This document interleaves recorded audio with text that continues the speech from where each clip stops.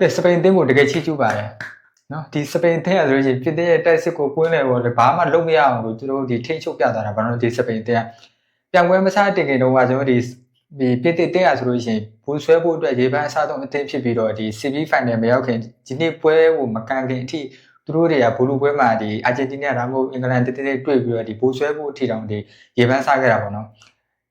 အဲ့ဒါတော့အခုချိန်မှာတော့အကုန်လုံးကဒီတဲတဲ့ရေတုံတို့အကုန်လုံးပြီးဆုံးပြီးတော့ကျွန်တော်တို့ဒီစပိန်အသင်းကဒီပင်တေတဲ့ဒီမိုက်ကယ်ဝူလီစီဦးဆောင်တဲ့ဒီကွင်းလေပြီးရင်ဘာပေဦးဆောင်တဲ့တိုက်စစ်ကိုကျွန်တော်အကောင်းဆုံးထိန်းချုပ်ပြီးတော့ကျွန်တော်တို့ကစားပြသွားတာပေါ့နော်အဲ့တော့ကျွန်တော်ဒီပင်တေတဲ့ကိုကြည့်လိုက်မယ်ဆိုလို့ရှိရင်ပင်တက်ကဒီပွဲမတိုင်ခင်ဒီတိုက်စစ်နဲ့ကွင်းလေရဆိုလို့ရှိရင်အရန်ဒီညီမျှပြီးတော့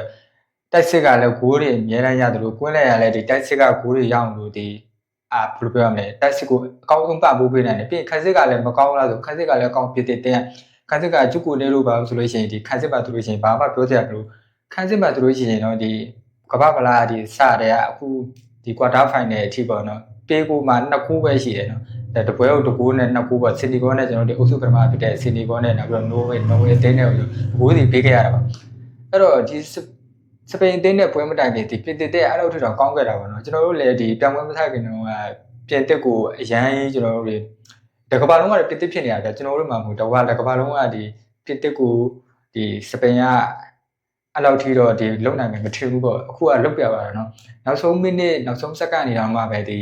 စပိန်အတင်းကနေပြီးတော့ဒီပွဲကိုသူ့ရဲ့ဘောလုံးကိုလူတို့ထိချုပ်ပြသွားတာစပိန်နဲ့တော့တကယ်ချီးကျူးဖို့ကောင်းတယ်เนาะတကယ်လဲသူတို့တွေဘောလူပွဲတက်ဖို့ထိုက်တာနဲ့ခြေစွမ်းကိုပြသွားတာဖြစ်ပါတယ်ပေါ့เนาะဟိုကျွန်တော်ဒီစပိန်အတင်းဘက်မှာဆိုလို့ရှိရင်အိုမိုဒယ်လီအိုမိုလို့ရှိရင်လာမင်းရမယ်လို့ပါဆိုအကောင်းဆုံးခြေစွမ်းပြပြီးတော့လာမင်းရမယ်ဆိုလို့ရှိရင်ပန်နတီရဖို့အတွက်ကျွန်တော်ဒီဦးဆောင်ပန်နတီရဖို့အတွက်သူဖတ်တီးပေးသွားတာပေါ့နော်သူ့ကြောင့်ပန်နတီရပါတယ်လို့ပြောရင်မမှားဘူးပေါ့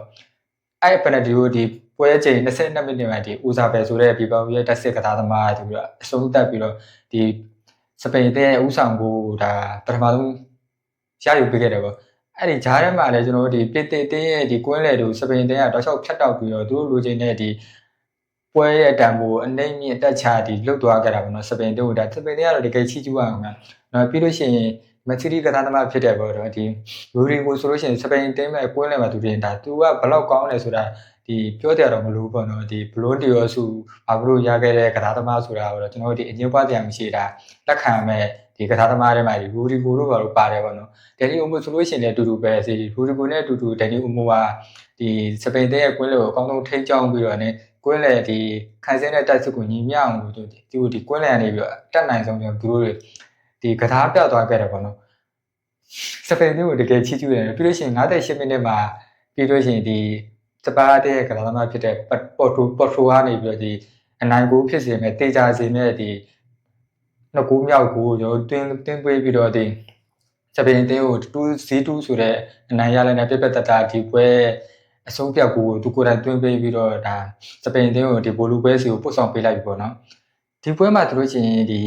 ီမိနစ်90နောက်ပိုင်းနဲ့ဒီပွဲစဉ်ရဲ့အစမှာဆိုလို့ရှိရင်အရန်ကွာခြားမှုရှိတယ်ဒီမိနစ်90မှာဆိုလို့ရှိရင်မိနစ်90နောက်ပိုင်းဆိုလို့ရှိရင်ဒီစပိန်တင်းကပြင်သစ်တင်းကတိုက်စစ်ဖွင့်တိုက်စစ်ကိုဒီအသေးအတန်တိုက်ကမယ်စားဒီစပိန်တင်းကနေပြီးသူတို့ဘောလုံးကင်ပြီးတော့ဘယ်လိုဒီဟိုပွဲပြီးကနေမိနစ်ပိုင်းအလိုတွေမှာသူတို့ထိန်းချုပ်ပြသွားတာတွေကတကယ်ဟိုမှာဒါသူတို့အင်ဇာတွေလုပ်ခဲ့တာတော်တော်ကောင်းမွန်တယ်လို့ပြောလို့ရတယ်ပေါ့နော်ဒီ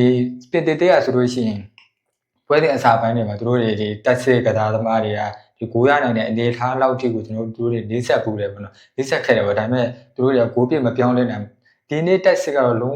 ဝပြစ်တက်စစ်ကလုံးဝဆုတ်ချနေပြီးတော့နော်ဘာမှတကယ်လုံးမရဘူးပေါ့နော်ဒီစပိန်ကဆိုလို့ရှိရင်လည်းဒီပယ်နတီရသွားတဲ့အတွက်သူတို့ကလည်းဒါသူတို့ကဂိုးဆဆရသွားတဲ့အသင်းနေရာဆိုလို့ရှိရင်နောက်ထပ် light တွင်းဖို့ကမလွယ်တော့ဘူးဗျအခု World Cup မှာဆိုလို့ရှိရင်ပေါ့နော်ဒီ semi final ပဲဖြစ်ဖြစ်ကျွန်တော်ဒီ quarter final ပဲဖြစ်ဖြစ်ဂိုးဆရသွားတဲ့အသင်းကထပ်ပြီးတော့ပိတ်ဖို့ပဲရှိတော့တယ်ပေါ့နော်စပိန်တင်းကလည်းအဲ့လိုကစားကွင်းနဲ့သူတို့တွေလုတ်ပြသွားတာပေါ့နော်စပိန်တင်းတကယ်ကိုချီးကျူးပါတယ်ဟုတ်ကဲ့ဒါကတော့ဒီပွဲပြီးအမီလေးကိုကျွန်တော်တုံ